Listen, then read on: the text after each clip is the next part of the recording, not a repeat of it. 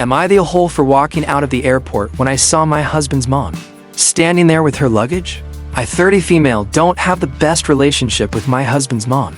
Since day one, she tried to make remarks and compare me to her. She then tried to get on my good side and started overly praising everything I do. And sometimes even copying me, like that one time when she literally dyed her hair purple, just like mine. And when everyone pointed out how ridiculous she looked, she actually blamed me and accused me of trying to make a joke out of her. So, anyways, my husband and I took 2 weeks off work to go visit some places out of the country. Tourism, in other words. Thing is, I was the one who saved up for and arranged for the trip. My husband was responsible for booking the tickets. My husband's mom wanted to come along and threw temper tantrums when I said no. She called, texted, sent people to talk to me into letting her come. Even threatened to call the police and make some complaint up to get us to stay if she can't come. My husband said we should just take her, but I told him he was wrong to tell her about the trip in the first place. He gave me an ultimatum, said he wouldn't go if she can't come, and I told him I'd gladly call his bluff, which made him take his words back and say fine. I will tell her to stop it because we won't take her. Things got quieter, suspiciously quieter. The day of the trip came, and we got to the airport at 2 p.m. My husband was walking ahead of me and was looking left and right like he was looking for someone. I asked him, but he didn't respond. He led me to the waiting area, and first thing I saw was his mom standing there with her luggage. I froze in my spot. I felt a cold wave washing over me, and I was fuming inside. She and my husband were hugging. That's when I quietly turned around and started walking towards the exit. My husband followed me while shouting at me to stop. He tried to stop me, but I told him off the harshest way possible. He tried to say I was overreacting, and that his mom was there anyway, and I should let it go, and not mess the trip up for us. I told him he and his mom could still go, and that I was going home. I went home and sobbed into my dog's fur for several minutes.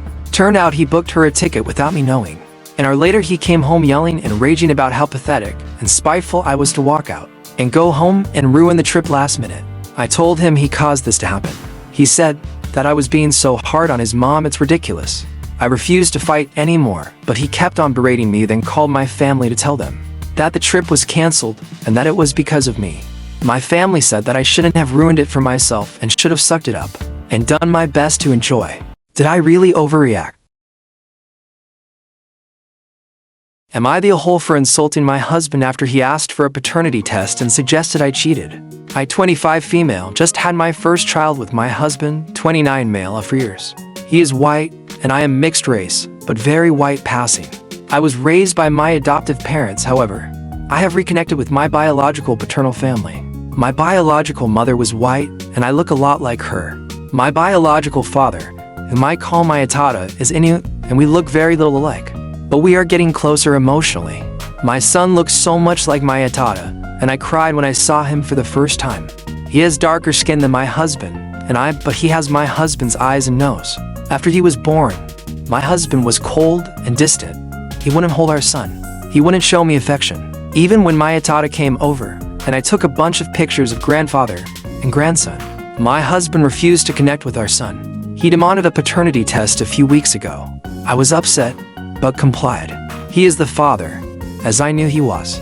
I told him that I was a prime example of not looking like my biological father, and that I felt he was an idiot for suggesting I was cheating. He shot back with, "Well, how do I know the man you bring around is actually your dad, and not your affair partner?" Yes, he insinuated I lied about my AITA being my dad, that I was sleeping with him. I regret saying it because I had promised to leave it behind. But I said, "Well then say hello to Sarah from me." Sarah is the woman my husband had an affair with 2 years ago. He broke it off and we reconciled, but I feel like it was rich of him to accuse me of cheating, when he was the one who cheated in the first place. He called me an asshole for bringing it up, and now we're not speaking. And I've moved into the nursery.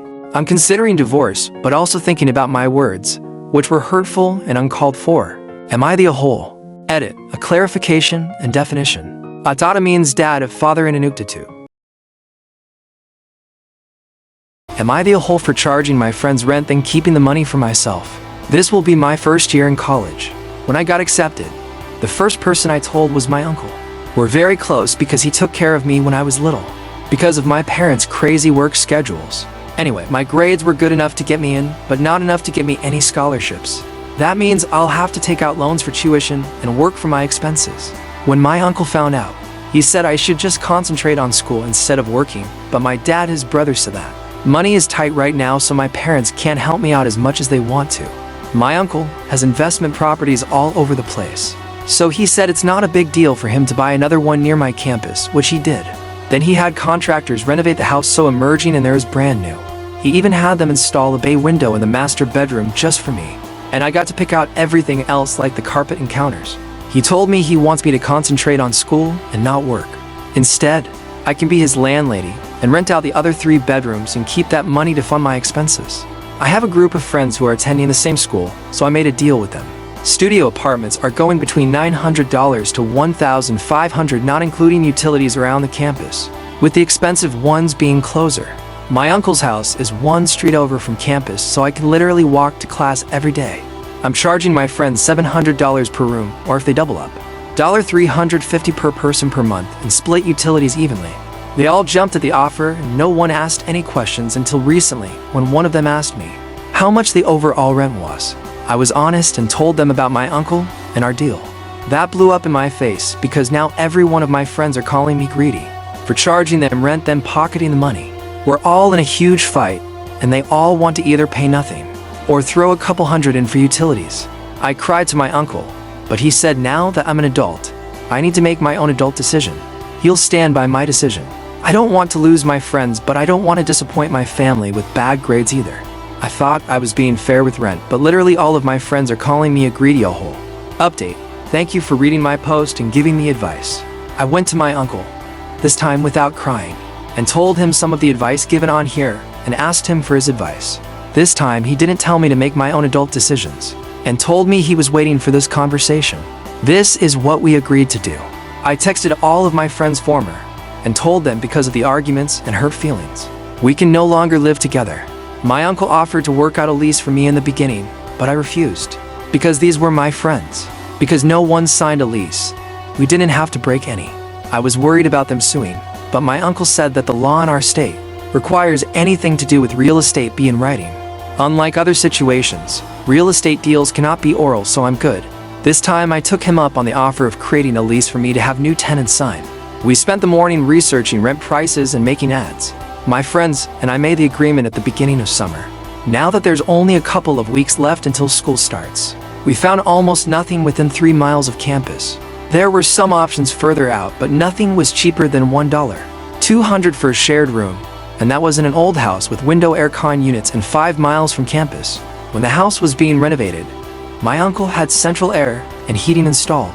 We came to a rent price of $1,300 and placed ads in several places including FB. Within an hour, I got a dozen messages. It's 4 p.m. now, and I literally have over 100 messages. Many of them don't even need to see the house in person. Based off of the pictures and location, they want to submit their application today. Some even offered to send me the deposit, and one person said her dad will pay me the full semester amount today. My uncle gave me some advice that was exactly what you guys said. Never mix money with friends or I might lose both, and never tell anybody my business. He told me not to lie, just keep quiet. Am I the a-hole for shutting down my sister's opinion about our baby name? Throw away because I'm using real names. Okay. Here's the situation. I, 25 male, am expecting a daughter in November with my fiancée Claire. My name is Cody, so we'd like to keep the C theme going. If we have a boy later, he'll be Charles after Claire's grandpa. My fiancée and me really like the name Keely, but we're spelling it Seely or Chili with a hard C to keep the theme. The problem is my sister Angie, 28 female. She's child-free, but she's still very opinionated and judgmental about names. She strongly prefers traditional common names like Emma and Madeline, and she's been very pissy about the name we picked. Last weekend, we went to her and her boyfriend's place for Memorial Day, and she took my fiancée Claire aside, supposedly to help cut vegetables. Actually, Angie just wanted to rip into my fiancé with her name opinions. She said we should forget about Chile. She said she'd already talked it over with our mom, Claire's mother-in-law, and they decided that we should go with Catherine, Katie instead. Claire of course said hell no to that and called me. I came in, and I told Angie we needed to go. In the car home, we called my mom, but she wouldn't admit to agreeing with Angie about belting the name. I don't think my family has veto power. It's our choice as a couple, and they should mind your own business. However, Angie has Asperger's, and she's the person in the family who says what everyone is thinking. But no one will say. If multiple people in the family hate this name, I worry that the negative vibe will impact our daughter. AITA, or are we the assholes for not taking family feedback into consideration?